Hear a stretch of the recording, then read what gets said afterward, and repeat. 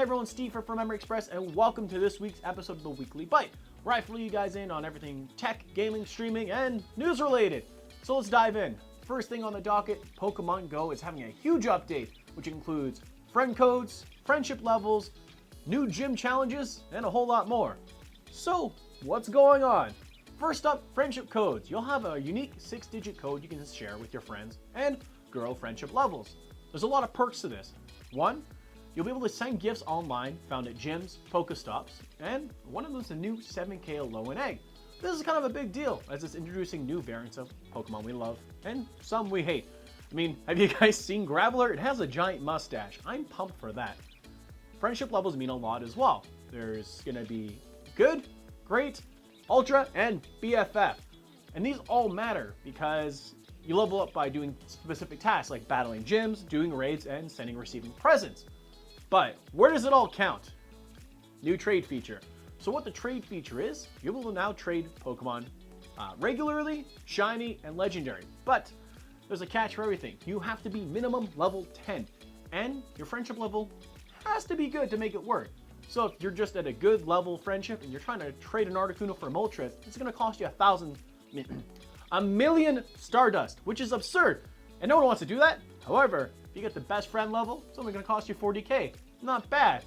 But you gotta put in the work. To get up to best friend level, you have to play with this person and do stuff for 90 days. So that's 3 months worth of work. Are you guys up to the task? I know I am. Calgary group, let's do this together. I am excited for this feature.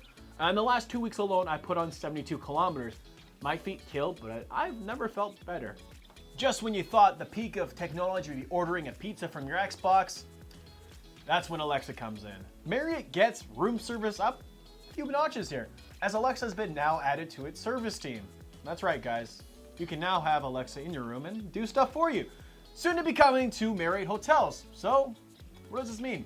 Well, you simply just have to make a request to Alexa and it will do the service for you. Such as calling room service saying, hey, I need some extra pillows, or if you're a little short on the toilet paper. Of course, customers probably won't be using it for that. We'll be seeing requests like, Alexa, find me the greasiest pizza you can, or Alexa, call room 204 and tell them to keep it down, or my personal favorite, Alexa, play Skyrim. This is pretty interesting to see technology go this way, especially in the service industry.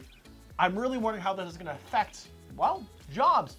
This is essentially automation of specific jobs, and it's going to affect things. So I'm curious what you guys think yourself. Is this an instance of robots stole our jobs, or is this just something to make service better for everyone? I'd really like to know your feedback on this, as we are in the age of technology where we're going to see more and more things like this happen. So what do you guys think? Is Alexa here to take our jobs, or is she here to find us the greasiest pizza in town? Let me know in the comments below. AMD has thrown some mad shade over at Intel's way for their 8086K giveaway. That's right. If you remember last week when we talked about how Intel was giving away 8,086 of their 8086Ks for their 40th anniversary, AMD has come around and said, hey, US citizens only right now. Well, I mean, that's what the contest state. The first 40 of you that contact us in their contest, they'll give you a Threadripper 1950X, which is considerably more in cost than performance. This is a pretty bold move by AMD and throwing some shade at Intel for their 4th anniversary. So, what do you guys think? I'm curious what the community's reaction to this is. Are you guys excited about it? You're gonna enter yourself, or do you think it's just a big move for disrespect, especially since they're celebrating 40 years? I'd really like to know what you guys think in the comments. World Health Organization has officially named gaming addiction a real thing. It's one of its new mental illnesses and conditions that they put in their 11th edition of classifications. Really, this will affect millions of people, as there's now 3 telltale signs of gaming addiction. No, it's not how much Fortnite you play or how many hours you put into Fallout. It doesn't even matter how many hours you play. You could play 20, 30, 40 hours of gaming a week and still be a fine functioning human being. However, here's the 3 things you need to know for the classification and maybe some things to look up for yourself and family and friends. So on a serious note, let's dive into this. 1, impaired control. Essentially, you've lost control of your life and gaming is it. You don't see anything outside the screen. 2, increased priority. So what this means for you, gaming's it. You don't care about doing homework. You don't care about going to work, school, anything else. Family doesn't exist. It's just gaming, gaming, gaming. That's it. And 3, probably the most dangerous, is continuing with negative effects. So what this means for you is potentially losing job, failing school, getting expelled, or in some cases, death and other horrible things. So that's essentially what it is. So those are the 3 telltale signs that you need to look out for yourself and maybe in some family and friends. So if you have some concerns with those people, maybe reach out to them like, hey, this is the new ruling. Here's what's going on. I'm concerned for you. We should have a conversation. Because most of the time, people in a situation like that aren't aware to the circumstances themselves. So what do you guys think? Is this going to affect millions? Are we going to see some changes with gaming because of this? I'd really like your feedback on this, as it's a new topic and this is definitely going to cause some stir and controversy. GameStop potential buyout? This story was actually shared yesterday by GamesRadar, which reported that Reuters first found this story Monday and ran it. And essentially, GameStop confirmed it yesterday. They're currently in the middle of exploratory discussions, and there's no current comments or questions unless it's deemed appropriate regarding the topic. So this is kind of a sensitive topic for everyone, as we're all gamers and we all remember the joy and excitement of walking to a GameStop or EB Games and buying our first game. I remember my first game was purchased in 1999, myself, earned my own cash, mowing yards, shoveling snow all winter and summer. No, spring. You know what I mean. But my first game I actually bought in an EB Games was Star Wars Galactic Battlegrounds for computer. It was pretty rad, and I was pretty satisfied. However, it was $90 at the time, and oh boy, that was a lot of money back in the day. But given those facts, we all have this history of buying games at brick and mortar.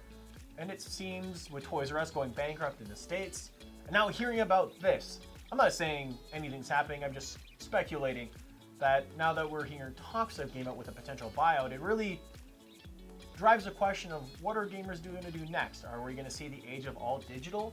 Are we going to be stuck buying our stuff from Amazon.ca or the Leaky Boys Walmart? I'm just curious what's going to happen next. As this is all speculation, nothing's confirmed beyond there's exploratory talks, so it's really a sensitive and touchy subject for a lot of people. So I'm curious what you guys think, and tell me in the comments as well what your first GameStop or EB Games experience was. I'm mostly concerned for EB Games Canada. I know the company separated years ago, but what does this mean for Canada land as well? If there is potential talk of a buyout, does this affect Canada? Or is this just a US thing, kind of like how Toys R Us? We still have Toys R Us up here in Canada. It's not going anywhere anytime soon. So we've heard. So that's it for the news this week, guys. I'd love to hear what you guys think. Do we cover everything that matters to you? Let me know in the comments below. I'd love to hear from you guys. So feel free to reach out anytime on our social media at Memory Express on Facebook and Twitter, and Instagram, official Memory Express. As well, I'll see you guys next week, and we have a lot of cool videos coming up. We got a lot of reviews, game reviews as well, working on all that stuff in the background. So again, guys, I'm Steve from Memory Express. See you guys next week.